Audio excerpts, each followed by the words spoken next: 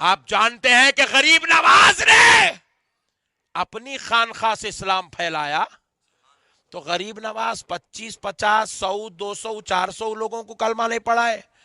غریب نواز نے 90 لاکھ لوگوں کو کلمہ پڑھایا.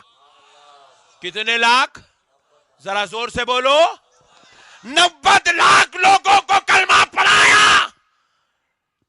تو غریب نواز نے جب 90 لاکھ کو کلمہ پڑھایا تو تلوار دکھا کے نہیں پڑھایا. Point to be noted. Gharib Nawaz نے کلمہ پڑھایا تو جنگ کر کے جہاد کر کے کلمہ نہیں پڑھایا. غریب نواز نے لوگوں کو کلمہ پڑھایا تو مجبور کر کے ظلم کر کے کلمہ نہیں پڑھایا. غریب نواز نے کلمہ پڑھایا NRC کا قانون لا کے کلمہ نہیں پڑھایا.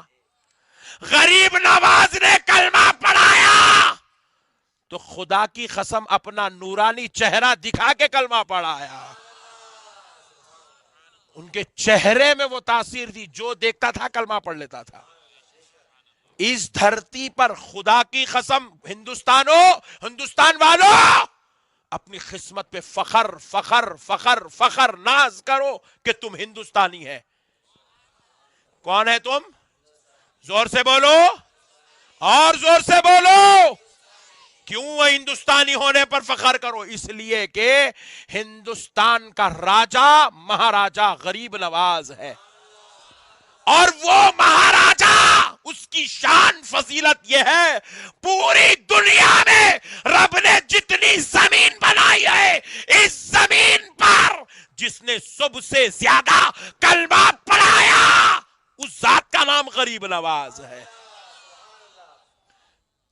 غریب نواز اتنا کلمہ پڑھا اتنا کلمہ پڑھا اتنا کلمہ پڑھا ہے کہ ان کے جیسا کلمہ پڑھانے والا اب تک یہ دھرتی پہ پیدا ہی نہیں ہوا. پڑھنے والا پیدا نہیں ہوا, پڑھانے والا تو چھوڑ دو آپ.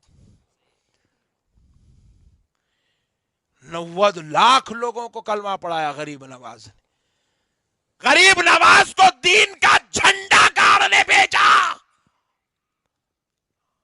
لوگوں کو کلمہ پڑھانے بھیجا. اسی طرح امام انوار اللہ فاروقی کو علم کا جھنڈا گاڑنے لوگوں کی جہالت ختم کرنے کے لیے بھیجا. پیارے بزرگ اور دوستو, یہ مدرسہ قائم ہوئے ہندوستان میں لگ بھگ 150 سال ہو گئے. کتنے سال؟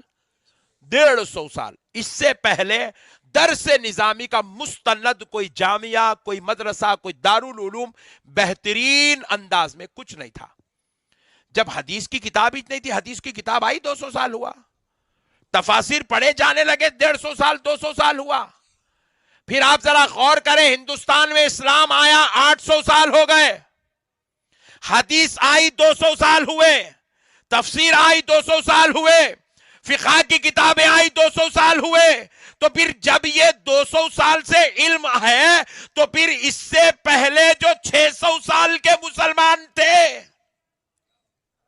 جو غریب نواز کے دور سے لے کر حدیث کے آنے تک کا جو پیریڈ تھا, اس پیریڈ کا جو مسلمان تھا وہ کون سا علم جانتا تھا, وہ حدیث کیسے سنتا تھا, اسے تفاسیر کہاں سے معلوم تھی, اسے فقہ کس نے بتایا تھا. تو کان کھول کے سنو اے پرانڈا مہاراشٹرا والوں, ان لوگوں نے کسی مفتی یا مولانا یا علامہ یا کسی جماعت یا کسی حلقے یا کسی امیر یا کسی شیخ یا کسی حفظہ اللہ تعالی کے پاس بیٹھ کر انہوں نے دین نہیں سیکھا.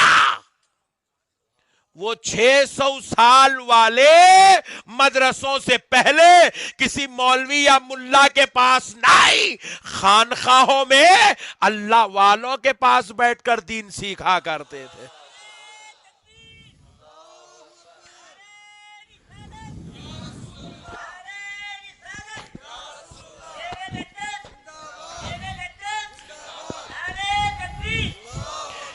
اس لیے ایک جملہ میرا لکھ لو کورے کاغذ پر, سینہ ٹھوک کر کہتا ہوں, ہم درسی مسلمان نہیں ہیں.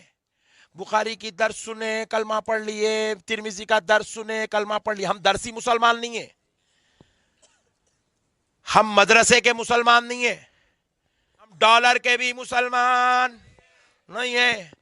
کان کھول کے سنو مسلمانوں، ہم خانخواہی مسلمان ہیں.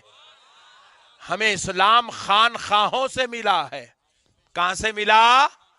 پہلے خانخواہیں ہوتی تھی، سرکار نظام الدین اولیاء کی خانخواہ، غریب نواز کی خانخواہ، سرکار قطب الدین بختیار کاکی کی خانخواہ، مخدوم ماہیمی کی خانخواہ، سرکار حاجی علی بابا کی خانخواہ، سرکار حضرت بندہ نواز کی خانخواہ، سرکار بدر الدین شہید کی خانخواہ. اسلام مدرسوں سے نہیں، خانخواہوں سے پھیلا ہے. اسلام مولویوں کی تقریروں سے نہیں، اولیاء کی کردار اور اخلاق، ان کی تہذیب، ان کے نورانی چہروں